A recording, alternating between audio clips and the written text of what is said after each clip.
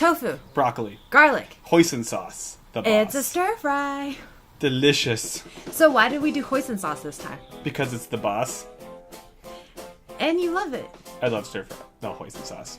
Simplify stir fry in 15 minutes or less. Here are the ingredients. So it's broccoli with some ginger. Hey, it's a new aromatic we haven't done before. And the tapioca starch, which you're going to see later on. And the hoisin sauce. 3, 2, 1, go.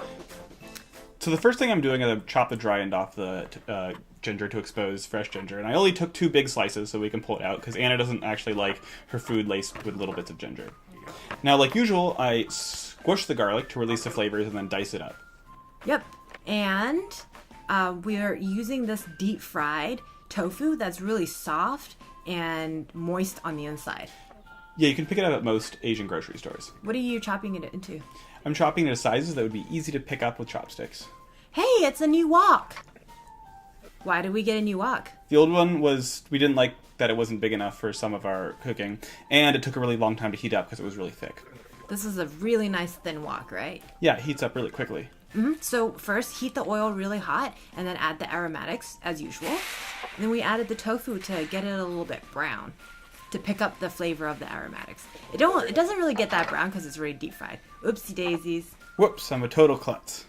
In the kitchen. Yeah, making messes everywhere. What did you just add? So I added some water, and that allows it to steam the broccoli when I put the lid on. Okay. And then... Maybe you want to open the lid every minute or so and give everything a stir to keep the stuff from burning at the bottom. That makes sense. So, how do you tell if the broccoli is cooked enough? Mostly by looking at its color, see it gets a little darker green than the uncooked broccoli. Ah, and how do you mix in the tapioca starch? So this is important to do at the end so it doesn't burn. So I just dump it in and then stir it and then turn off the flame so it doesn't burn onto the bottom of the pan. Yeah, because the pan is hot enough residually, right? So that's all you need.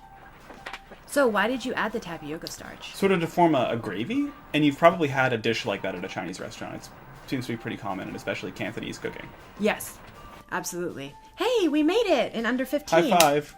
Great job, Alex. I think the wok contributed a lot to us cutting down the cooking time. Yeah, heats up much faster. What did you think of the recipe? I really liked it. It was tasty. Hey, a chef on fire!